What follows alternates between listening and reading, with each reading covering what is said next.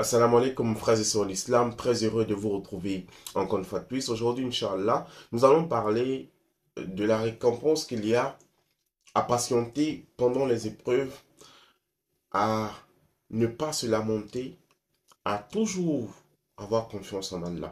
Parce que beaucoup de nos frères et de nos sœurs nous contactent pour dire, ça fait longtemps que je prie, j'ai fait Qiyamul Layl, je prie la nuit, je jeûne, les lundis, les jeudis, mais j'ai l'impression que ma vie ne change pas. J'ai l'impression que Allah ne m'écoute pas. Mes frères et sœurs en islam, quand tu pries, quand tu jeûnes, déjà, ce qu'il faut savoir, c'est que Allah, il fait ce qu'il veut. Et Allah, il nous a prévenus dans le Coran. Il dit la récompense de l'au-delà est meilleure que ce bas monde-là. Donc, la priorité du croyant, ce n'est pas ce bas monde. Mais sa priorité, sa vraie priorité, c'est l'au-delà. Comment se battre pour avoir une place au paradis? Voilà la priorité du croyant. Beaucoup de croyants aujourd'hui, quand ils prient, Seigneur, donne-moi une voiture. Seigneur, je veux avoir ma propre maison. Seigneur, je veux avoir beaucoup d'argent. Mon Allah, c'est bien. Mais combien de personnes jeûnent pour que Allah leur donne le paradis? Combien de personnes? Pourtant, Allah nous a dit, le paradis est meilleur que ce bas monde. Je vais te donner une voiture, tu vas rouler, mais après tu vas mourir. Quand tu meurs, ta voiture ne te servira plus à rien. Ton argent à la banque, quand tu meurs, ne te servira plus à rien. Donc, il faut savoir faire les bons choix. Allah, 50 000 ans avant la création, a déjà écrit ce que tu auras dans ce bas monde. 50 000 ans avant la création. Donc ici, ce qu'on va voir dans Dunya, c'est une certitude. On l'aura. Ce qu'on ne doit pas avoir, on ne l'aura pas. Mais le combat ici, c'est qu'est-ce qu'on aura après la mort? C'est ça le combat. Et le musulman doit comprendre ça. Donc, le musulman déjà doit s'attendre aux difficultés, doit s'attendre aux épreuves, parce que Allah l'a dit dans le Coran, dans la sourate de l'araignée, verset 2, il dit, vous pensez qu'on vous laissera dire nous croyons sans vous éprouver? On va vous éprouver comme on a éprouvé ceux qui sont passés avant vous par la faim et la diminution de biens de personnes. On les a éprouvés afin de distinguer parmi vous ceux qui croient et ceux qui mentent quand ils disent qu'ils ont la foi. Donc, mes frères et sœurs en islam, tant qu'on est croyant, on doit s'attendre aux épreuves. Mais dans l'épreuve, comment le croyant doit réagir? Comment il doit se comporter? Est-ce que quand tu es acculé par les problèmes, par les difficultés, tout de suite, tu vas chez les charlatans? Tu vas chez les féticheurs? Tu vas casser les œufs au carrefour? Tu vas pactiser avec le diable? Non. Allah dit, et soyez patients, car Allah, il est avec les patients. Soyez endurants, car Allah, il est avec les endurants. Inna Allaha masabirin. Donc, mes frères et sœurs en islam, Allah, il sait qu'il va nous éprouver. Il nous a prévenus. Il dit là, on vous a créé pour une vie de lutte. Donc, la vie, c'est un combat qu'on mène. Mais un combat qu'on mène contre qui et pourquoi? Ça, c'est des questions qu'on doit se poser. Quand on trouve les réponses, Inch'Allah, on trouve le moyen de gagner ce combat-là, cette lutte-là. Donc, mes frères et sœurs en islam, le croyant, il doit être éprouvé. Et les Sahaba, au temps du prophète sallallahu alayhi wa sallam, quand ils passaient un moment sans être éprouvés, ils pleuraient à chaudes larmes. Et ils venaient voir le prophète en pleurs en disant, mais Allah ne nous aime plus. Et le prophète sallallahu alayhi wa sallam de dire, mais pourquoi? Ils disent parce que Allah ne nous éprouve pas.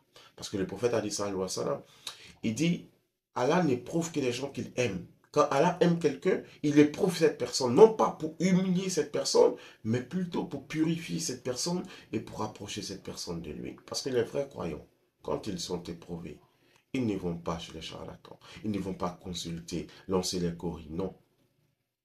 Ils se lèvent la nuit, ils prient, ils s'adressent à leur Seigneur. Ils cherchent secours dans la prière, dans le jeûne, auprès de leur Seigneur. Voilà les croyants.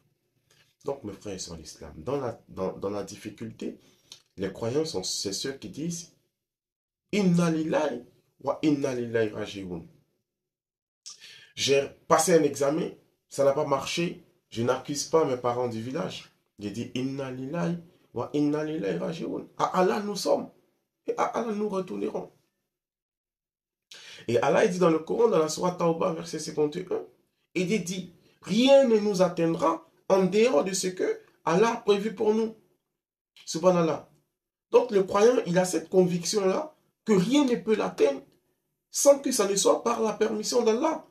Si aujourd'hui j'ai une situation affligeante, une difficulté, c'est parce que Allah a voulu que ça m'arrive. Et si Allah a voulu que cette difficulté m'atteigne, c'est forcément parce qu'il y a un bien pour moi dans cette difficulté. Combien de personnes sont revenues à Allah après une difficulté? Combien de personnes ont retrouvé le chemin d'Allah étant en prison? Allah te fait passer par des situations pour te ramener à lui, afin que tu comprennes. Mais ça, c'est pour les gens qui réfléchissent. C'est pour les gens qui réfléchissent. Donc, mon frère, ne pense pas que tu es maudit parce que rien ne va. Ne pense pas que Allah t'a oublié. Non. Tant que toi, tu n'oublies pas Allah, Allah il ne t'oublie pas. Parce que Allah, dans le Coran, il dit, ne soyez pas comme ceux qui ont oublié Allah. Allah les a donc oubliés. Souvent Allah. Ou Allah les a fait oublier l'essentiel. Allah les a fait oublier les propres personnes. Comment on peut s'oublier soi-même? S'oublier soi-même, c'est quoi? C'est d'emprunter le chemin qui mène à l'enfer. Parce que si tu te retrouves en enfer, c'est que tu t'as oublié. Subhanallah. Donc quand on vit, notre priorité, ce n'est pas, c'est pas ce bas monde-là. Notre priorité, c'est l'au-delà, c'est le paradis.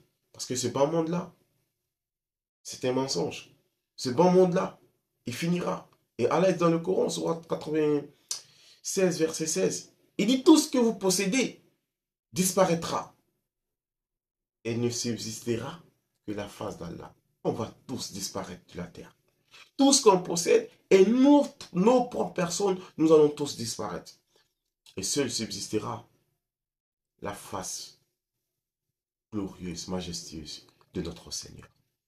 Mes frères et sœurs en islam, qu'Allah subhanahu wa ta'ala, dans son immense bonté, dans son infinie bonté, nous accorde ses bienfaits. Nous guide sans cesse sur le droit chemin.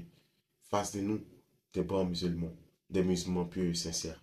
J'ai été très heureux d'être en votre compagnie, encore une fois de plus. J'espère très prochainement vous retrouver pour partager avec vous encore un moment de rappel, Inch'Allah. Dans l'espoir, mes frères et sœurs en islam, que ces rappels vous profitent à vous, ainsi qu'à moi-même, ainsi qu'à toute personne à qui cette vidéo parviendra. Je souhaite à tous et à toutes une bonne fin et qu'Allah subhanahu wa ta'ala nous accorde le paradis, Inch'Allah. Assalamu alaikum et à très bientôt, Inch'Allah.